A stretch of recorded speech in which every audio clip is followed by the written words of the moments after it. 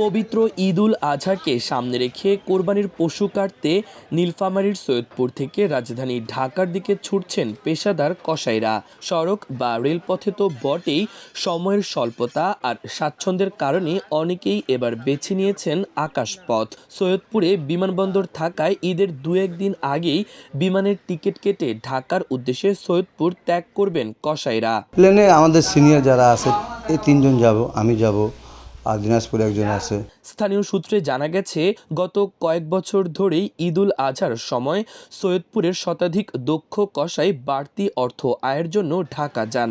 ঈদের দিন থেকে শুরু করে পরবর্তী 3 দিন তারা রাজধানীর বিভিন্ন এলাকায় বাড়ি বাড়ি গিয়ে পশু জবাই, চামড়া ছাড়ানো এবং মাংস টুকরো করার কাজ করেন। এই 3 দিনের চুক্তিতে কসাইদের এক একটি দল সম্মিলিতভাবে 15 থেকে 20 লাখ টাকার মতো আয় করে থাকেন।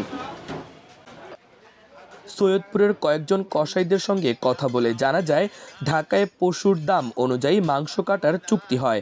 সাধারণত প্রতি হাজারে 200 থেকে 250 টাকা রেটে তারা কাজ করেন। অর্থাৎ কোনো পশুর দাম 1 লাখ টাকা হলে সেটি কাটার মজুরি আসে 20 থেকে 25 হাজার টাকা।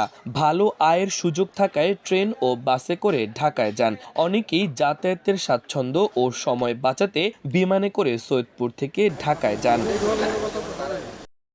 সৈয়দপুর মাংস ব্যবসায়ী সমিতির সভাপতি নাদিম কুরাইশি বলেন, এবার ঈদের আগের দিন 10 জনের একটি দল নিয়ে বিমানে ঢাকায় যাবেন। ইতোমধ্যে বিমানের টিকিট করে ফেলেছি। ঢাকায় গিয়ে দলটি 3 ভাগে ভাগ হয়ে বিভিন্ন এলাকায় কাজ করবে। আমাদের বাপদাদারাও ঢাকায় গিয়ে কোরবানির কাজ করতেন। পশু জবাই থেকে শুরু করে চামড়া অক্ষত রেখে ছাড়ানো, মাংস নিখুঁতভাবে পিস করা ও হাড় আলাদা করার কাজে আমাদের দীর্ঘদিনের অভিজ্ঞতা রয়েছে। আমরা তো প্রতি বছরে ঢাকা যাই গরু বানানোর জন্য। আমাদের টিম আছে প্রায় এখান থেকে 30-40 জন যায় 10 টাকা কামাই করার জন্য। ওখানে আমাদের বেনিফিট ভালো, একটা গরু 40-50 হাজার টাকা করে পাই, 1200 টাকা হিসাবে টাকা পাই। কিন্তু আমরা নেট টাকা পাই, ওখানে কামাই হয় যে আমরা ওখান থেকে আসে, আমরা এখানে 2-3 মাস আমাদের দোকান বন্ধ থাকে। এই জন্য আল্লাহ তাআলা আমাদেরকে একটা আয় দেয়, আমরা এই জন্য খুশি খুশি যাই। কিছু কিছু লোক আমাদেরকে বিমানের টিকিটে টাকা দেয়, ভাই আপনারা আসেন। তা আমাদের টিম গেছে, আবার কালকে সোমবার ইয়াতে যাবে, নীলসাগরে যাবে। আমি যাব বুধবারের দিন বিকাল টাইম।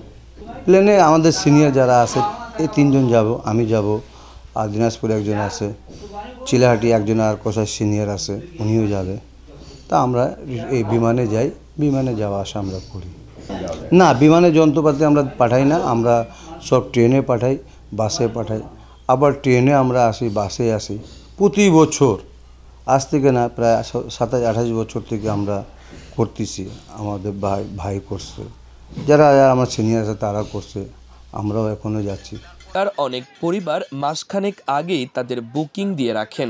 অনেকেই আগে ভাগে ঢাকায় পৌঁছেছেন। সিনিয়র কসাইরা বিমানে আজকালের মধ্যে ঢাকায় আসবেন।